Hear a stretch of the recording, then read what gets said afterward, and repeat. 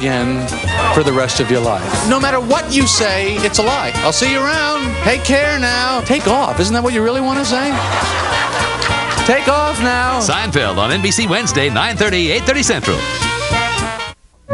Did you know that 3,432,297 Jerry Seinfelds laid end to end would stretch from New York to Los Angeles and back again as far as Topeka? How long have you been waiting to squeeze that into a conversation? Now Seinfeld's moving into a new neighborhood next door to Cheers. I'm golden. Seinfeld on NBC Thursday right after Cheers.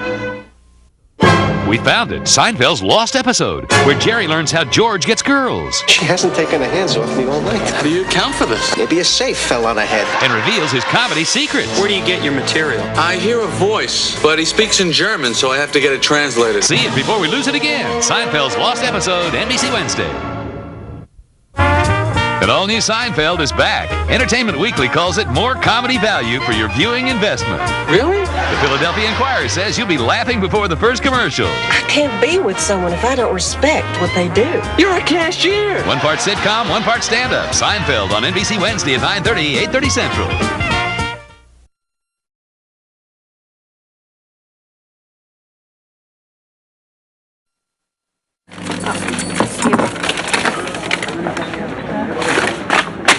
What do you got, a cucumber?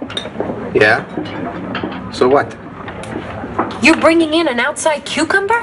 They refused to put cucumber in the salad. I need cucumber. What have I done? What? I can't read this. Fulman, Hertel, Volm. I got up last night. I wrote this down. I thought I had this great bit. Wait a second. Fax me some halibut. Is that funny? Is that a joke? No, let me see that.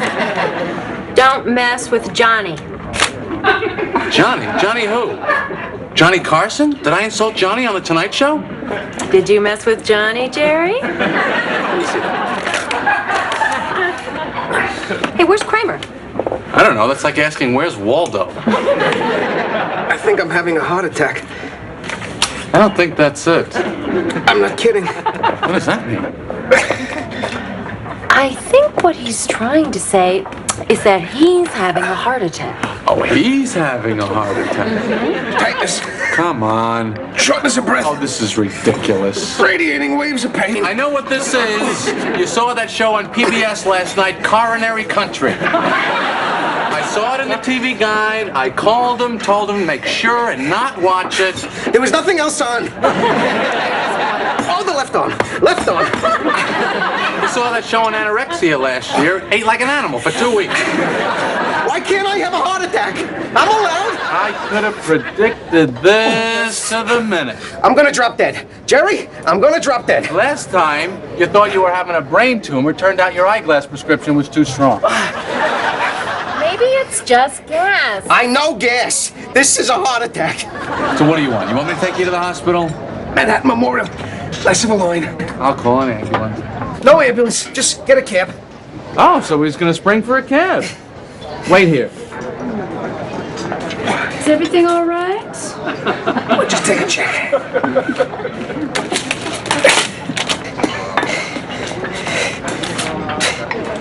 You made a mistake on the...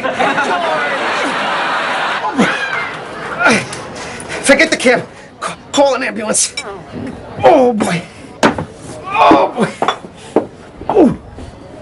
Say, if I catch you coming in here with a cucumber again, you're gonna carry it home with your hands free.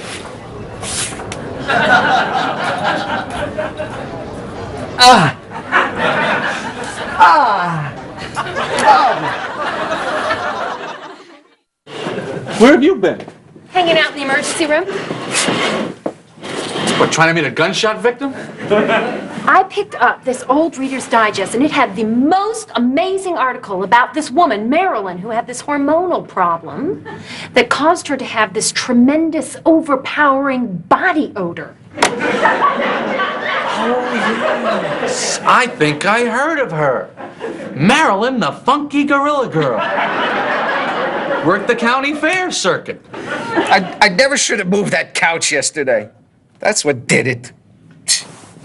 Anyway, she wound up losing everything. Everything. Her family, her friends, her job. Because of the BO. Evidently. Did they say what type of BO it was? Was it like a garlicky thing or a locker room? Well, the article described it as somewhat akin to the first whiff of a circus. I think I dated her. I should have bought the sectional. It was $2,500. Bunch of crooks.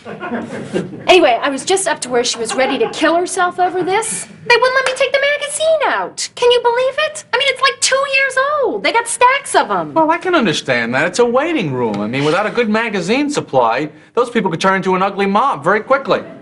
I gotta find out what happens to Marilyn, the woman with the BO.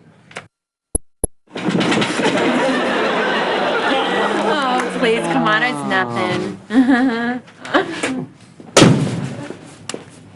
Do you want to give me back that Reader's Digest you took from downstairs? I gotta find out what happened to the woman with the BO. How am I gonna find out what happens to this woman with the BO? Please let me find out what happened to the woman with the BO. Oh, Marilyn, the Gorilla Girl.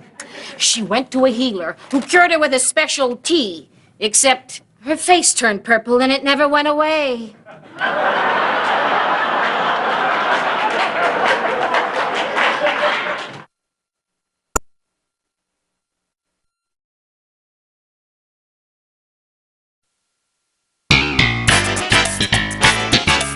A lot of our personal issues on Seinfeld, Jerry's, Larry's, my own, were bathroom issues. And like I told you, I had the office next to theirs. They had a bathroom in their office, which is kind of a real privilege, but I kind of would just take it upon myself to use their bathroom all the time, which led to the story where George is fired by his boss for using the boss's bathroom. I go in to use his private bathroom. Everybody uses it. And then I get a memo telling me to use the men's room in the hall. I mean, we share it with Pace Electronics. It's disgusting.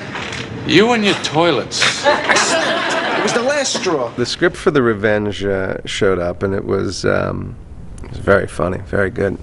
And by this time, I had learned that a lot of ideas for shows were coming out of the personal notebook of Larry David. You know, he has this gigantic notebook of thoughts and ideas, but largely things that he's experienced that he thought could be fodder for something one day. And I said, "So Larry, this one happened?" He went, "Yeah." And I got hired as a writer on Saturday Night Live. I wrote there for one season. I got one sketch on the air, which was on at 5 to 1 in the morning. And I quit in the middle of the season. Said I basically walked in, you know, to the office of this guy and said, "Fuck you, I'm out of here. This is bullshit. You shove this job up your ass," you know, and really just laid it on thick. That's it. This is it. I'm done. Through. It's over. I'm gone. Finished. Over. I will never work for you again. Look at you. You think you're an important man? Is that what you think? You're nothing. You have no brains, no ability, nothing. I quit. And on the way home, I realized that I was costing myself a year to live on in salary. And decided to go back Monday morning like nothing had ever happened, or like it was a big joke. And you know, the guy called him on it, but he said, "No, it was nothing. I was joking." Am I crazy? Or didn't you quit? Are you kidding? I didn't quit. Why? You took that seriously. You mean laughing stock, all that stuff? Come on, will you stop it? No brains, no ability? Teasing. What? Okay, I want you out of here. You're serious, aren't you? Oh. In the Revenge episode, it was the beginning of many wonderful times in which Jason and I got to work together and sort of in cahoots. And we, for some reason, we immediately had a sort of a second hand, or I should say shorthand, with one another comedically. And I really relished that. Hey, thanks for doing this. Why pass up the opportunity to go to prison? This is by far the most exciting thing I've ever done. Yeah, it is kind of cool. First time in my life I've ever gotten back at someone. I can't believe we're doing this. This is the kind of thing they do in the movies. That's exactly what I told Jerry. Really? Yes. God, I've never felt so alive. When we got the script for the revenge, Kramer pours concrete into the washing machine as a revenge against the laundromat. He insisted on having a 60-pound bag. I wanted to work with the bag of cement being a real bag of cement because it would just give me the weight.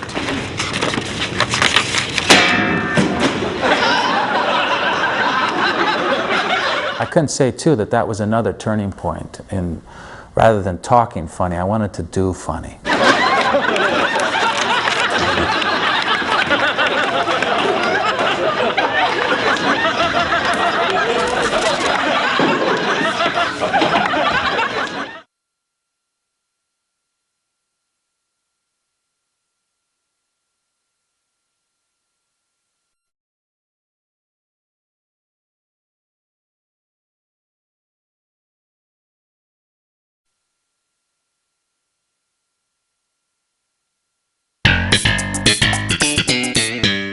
At some point during that second season, I began to hear from NBC very strenuously about getting Jerry and Elaine together. I was beating the drum saying their relationship, when they're together, when there are real stakes in their relationship, I believe that that is something that the audience can attach themselves to. They kept persisting, and I was very, very reluctant and resistant, and I wasn't doing it.